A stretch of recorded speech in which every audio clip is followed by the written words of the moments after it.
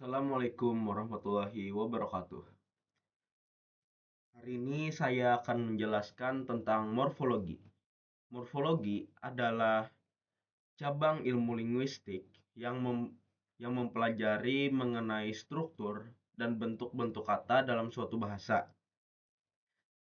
Morfologi ini berasal dari kata bahasa Yunani yaitu morf dan logos. Morf berarti bentuk, sedangkan logos berarti ilmu. Jadi, oh ya, istilah morfologi ini baru ditemukan sekitar abad ke-19, tetapi studi tentang bentuk kata dan hubungannya sudah ada jauh sebelumnya.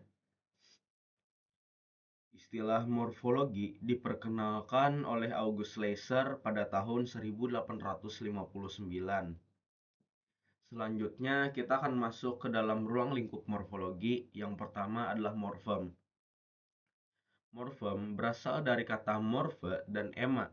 Morfe yang berarti bentuk, sedangkan ema berarti mengandung arti.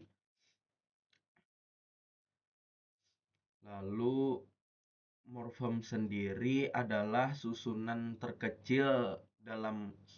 terkecil dalam suatu bahasa yang memiliki makna gramatikal dan makna leksikal. Selanjutnya adalah root. Root digunakan untuk menyebut bentuk yang tidak dapat dianalisis lebih jauh lagi. Jadi root ini merupakan suatu bentuk dasar dari kata setelah proses afiksasinya dihilangkan. Contohnya pada kata memukul. Ketika prefiks me pada kata memukul dihilangkan, maka akan tersisa kata pukul. Kata pukul inilah yang merupakan root dari kata memukul. Selanjutnya adalah stem. Stem ini merujuk pada bagian dari kata yang menjadi dasar untuk penambahan morfem lain tanpa merubah kata dasarnya. Stem ini bisa berupa root atau bentuk lain yang telah mengalami perubahan tertentu, tetapi tetap mempertahankan inti dari makna kata tersebut. Selanjutnya adalah alomorf. Alomorf adalah perubahan bentuk sebagai sebuah proses morfologi, sehingga menghasilkan variasi dari anggota morfem yang sama. Contohnya pada awalan me yang bisa berubah menjadi mem, men, meng, dan meny tergantung pada fonem pertama dari kata dasar yang mengikutinya. Yang terakhir adalah kata. Nah, kata ini juga merupakan sebuah morfem atau lebih tepatnya adalah morfem bebas. Karena kata bisa berdiri sendiri tanpa adanya morfem lain. Selanjutnya kita akan masuk ke bagian proses morfologi. Proses morfologi yang pertama adalah afiksasi. Afiksasi adalah proses pembubuhan afiks pada sebuah dasar atau bentuk dasar. Dan afiksasi ini terbagi menjadi 4, yaitu prefiks, sufiks, infiks, dan konfiks. Prefiks adalah afiks yang diletakkan di awal kata. Contohnya pada kata memukul tadi. Nah, memukul katanya kan berasal dari kata pukul. Nah, kata pukul diberikan prefiks me sehingga menjadi kata memukul. Di situ tadi juga terdapat alomorf, yaitu perubahan me menjadi mem karena kata yang diambil adalah pukul. Nah, lalu yang kedua adalah sufiks. Sufiks ini adalah afiks yang diimbuhkan pada posisi akhir kata. Contohnya pada kata lemparkan. Nah, kata lemparkan berasal dari kata lempar yang diberikan imbuhan kan sehingga menjadi kata lemparkan. Lalu ada Selanjutnya adalah infix. Infix ini adalah afiks yang diimbuhkan di tengah kata. Infix ini biasa disebut sebagai sisipan atau imbuhan yang disisipkan. Lalu ada konfiks.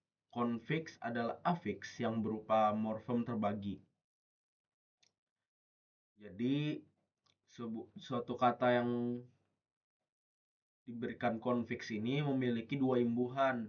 Yang pertama ada di awal dan di akhir. Contohnya pada kata memberikan. Kata memberikan itu diambil dari kata beri, sehingga ketika diberikan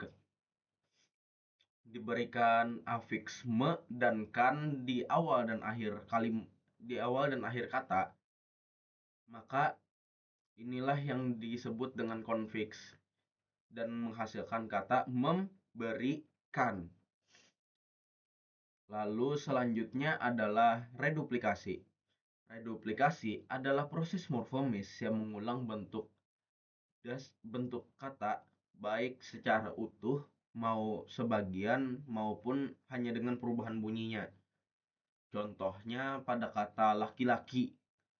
Laki-laki berasal dari kata laki yang berubah menjadi laki-laki ketika diulang. Lalu selanjutnya adalah komposisi. Nah, komposisi ini adalah hasil dari proses penggabungan morfem dasar dengan morfem dasar yang lain, baik yang bebas maupun yang terikat. Misalnya pada kata rumah sakit. Di sini kita mengambil kata rumah dan kata sakit yang masing-masing memiliki makna. Namun ketika digabungkan rumah dan sakit ini, maka akan menjadi kata rumah sakit yang juga memiliki maknanya tersendiri. Lalu yang terakhir adalah konversi. Konversi ini sering juga disebut sebagai transmutasi atau transposisi. Jadi konversi ini adalah pembentukan kata dari sebuah kata menjadi kata lain tanpa perubahan unsur segmental. Contohnya pada kata jalan. Jalan ini kan kalau kalian lihat jalan ya jalan. Tapi kalau kalian dengar kata kami ingin jalan-jalan ke taman. Nah, di situ artinya sudah berbeda. Tetapi masih memiliki unsur segmental yang sama, yaitu jalan. Mungkin itu saja yang dapat saya sampaikan. Terima kasih atas perhatiannya. Assalamualaikum warahmatullahi wabarakatuh.